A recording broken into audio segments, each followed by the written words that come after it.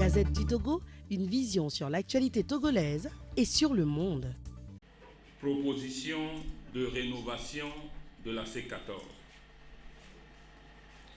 La présente proposition est une contribution aux réflexions en cours sur la manière de sortir des dissensions qui minent l'opposition et qui ont des répercussions incontestables sur la grave crise que traverse le pays.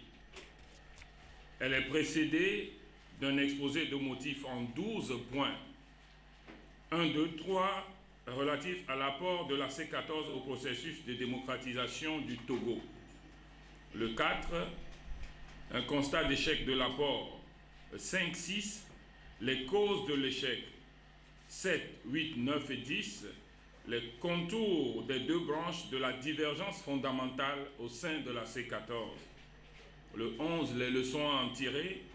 Et en 12, la problématique du devenir de la C14 et la suite de la suspension de la participation du CAR à ces travaux. L'exposé des motifs.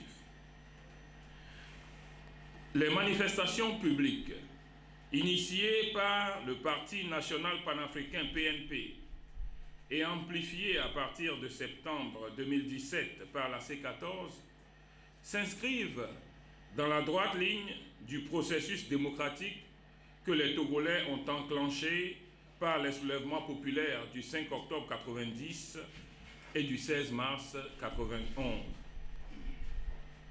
Le processus ainsi amorcé dans les années 90 avait été accueilli avec satisfaction par les populations et a même bénéficié à ses débuts de l'adhésion du régime en raison de la méthode appliquée et de l'enthousiasme suscité dans les différentes régions du pays par les résultats obtenus.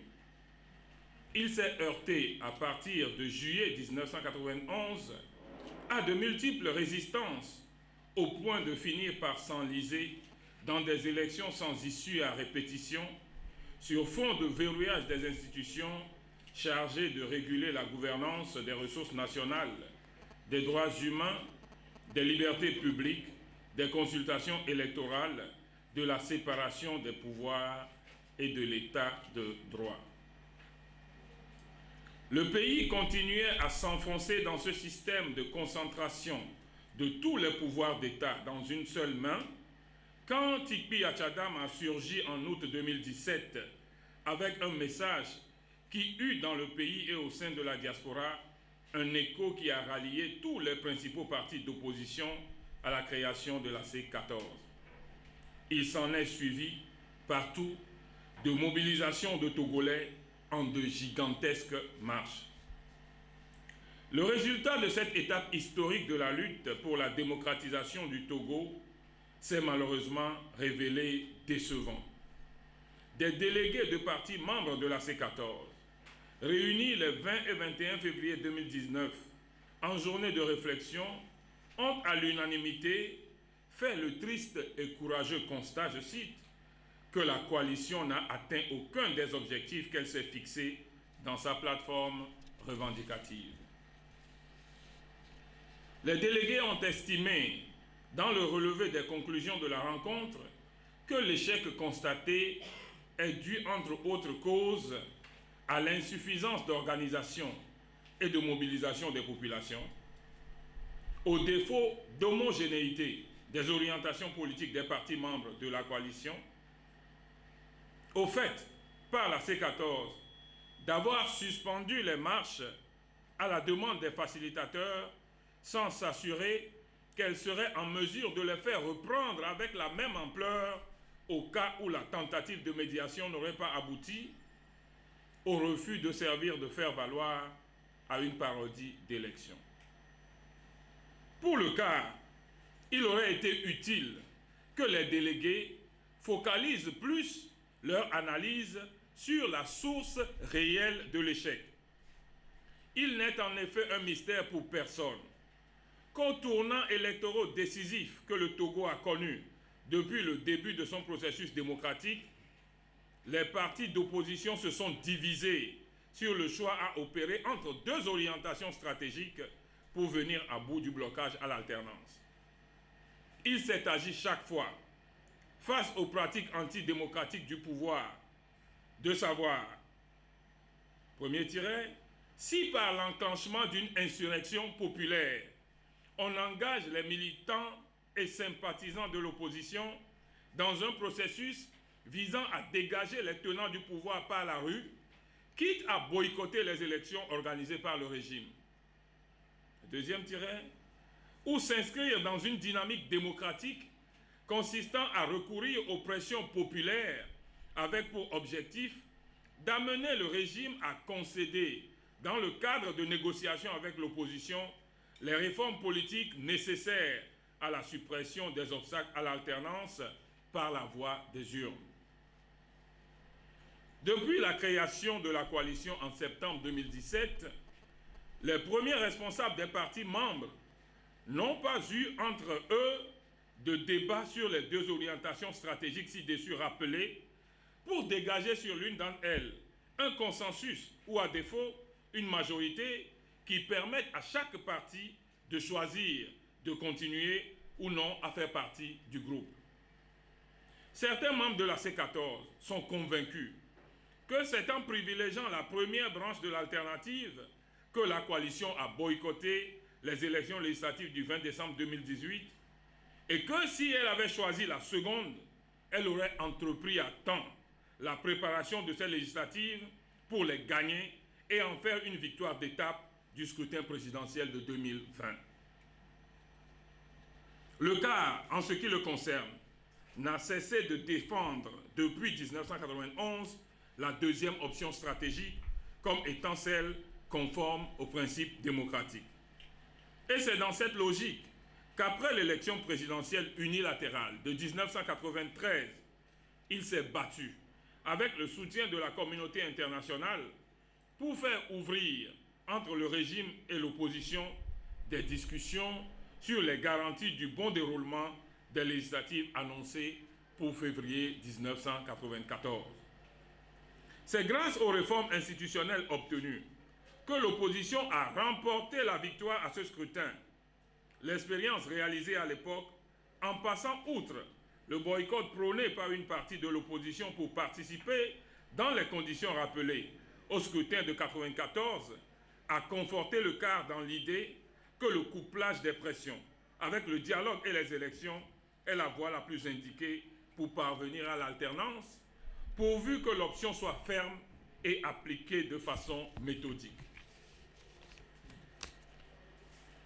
Le CAR sait qu'au sein de la C14, tous les partis ne partagent pas son choix et que certains laissent entendre par moments qu'il faut exploiter les pressions populaires autrement que par le dialogue et les élections pour mettre fin au système. Ils ne cachent pas leur option pour la poursuite des pressions populaires enclenchées jusqu'à ce que la question du sort du pouvoir en place soit tranchée dans la rue et par la rue. La solution suppose, bien entendu, que l'échec du combat démocratique a atteint le seuil du désespoir. Tout en accordant une place de premier ordre aux pressions populaires dans son programme d'action, le CAR doute en revanche de la rationalité de leur exploitation à des fins de règlement de la question du pouvoir dans la rue.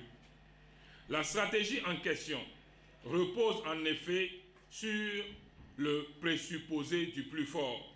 Or, le complexe du plus fort est une arme à double tranchant qui peut se retourner contre ceux qui tentent d'y recourir dans l'ignorance des moyens de riposte de l'adversaire, alors que, dans un processus de dialogue, l'organisation, le déroulement et l'issue des négociations nécessitent des décisions prises consensuellement par les parties prenantes.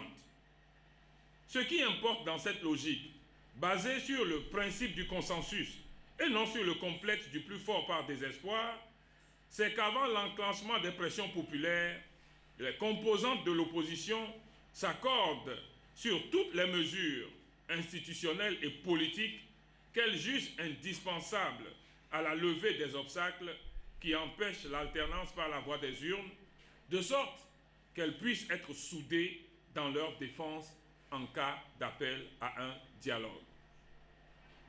il convient de faire observer, à propos des défis par effet d'ego, que pour peu que l'opposition s'y prête, le régime ne manque pas d'en tirer prétexte pour prendre toutes sortes de dispositions pour renforcer son hégémonie et affaiblir d'autant la lutte pour l'alternance. Il est temps que nous tirions leçon des méthodes pratiquées pour 1. Chercher à mettre fin au système politique en place par des stratégies autres que les défis sans lendemain et autres pratiques populistes qui, à l'épreuve des rivalités, se dévoilent en illusion du plus fort. 2. Bâtir un Togo prospère pour le bonheur des Togolais de tous bords, dans l'unité, la vérité et la liberté, ainsi que dans le respect du prochain et des autres valeurs définies par des textes consensuels pour servir de pilier à l'édification de notre pays, telles qu'elles ont été constamment prônées par les confessions religieuses et rappelées avec pertinence par l'organisation Espérance pour le Togo lors de son forum des 15 et 16 mars 2019. S'agissant de la problématique du devenir de la C14 et de la suspension de la participation du CAR aux travaux de la coalition, les réponses sont liées.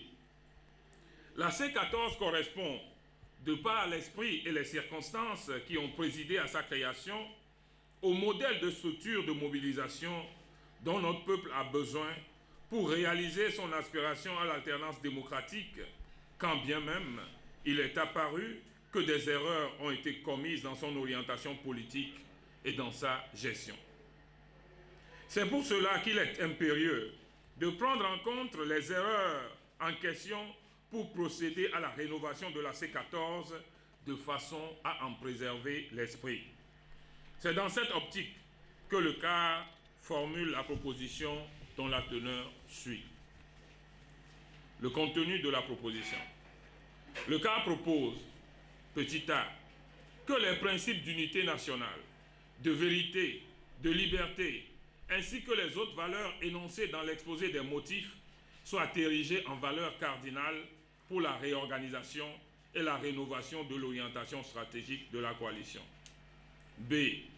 Que la réorganisation de la coalition soit conçue de manière à en faire une structure souple, propice à une coopération horizontale entre les partis membres pour l'atteinte des objectifs du groupe.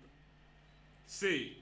Que les partis membres de la coalition se fixent une orientation politique caractérisée par le recours aux pressions couplé avec le dialogue en vue d'amener le régime à concéder aux réformes constitutionnelles, institutionnelles et électorales nécessaires à la suppression des obstacles à l'alternance par voie démocratique. D.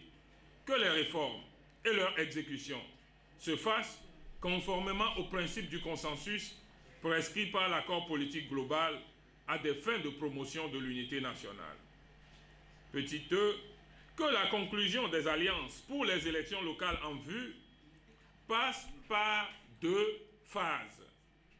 La première doit consister à ouvrir des discussions bilatérales entre les partis membres de la coalition pour les concessions qu'ils sont disposés à s'accorder. La deuxième sera une plénière, au cours de laquelle les partis membres auront à confirmer les concessions accordées et à en dresser un procès verbal de synthèse à signer par tous. F.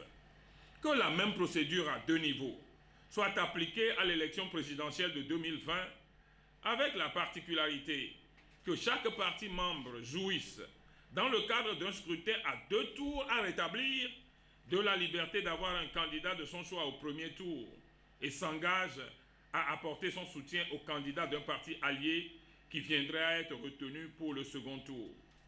G. Que la rénovation à opérer s'accompagne d'un réaménagement de la dénomination de la coalition et d'un renforcement de ses liens de coopération avec les organisations de la société civile. Le 16 avril, donc, signé M. Faboibo. Merci. Eh bien, 16 avril. La Gazette du Togo, une vision sur l'actualité togolaise et sur le monde. Rejoignez-nous sur le www.lagazettedutogo.com ou sur nos comptes Facebook, Twitter et YouTube. Pour tout contact, écrivez à contact@lagazettedutogo.com ou appelez le 92 80 88 53. La Gazette du Togo, c'est l'information en continu.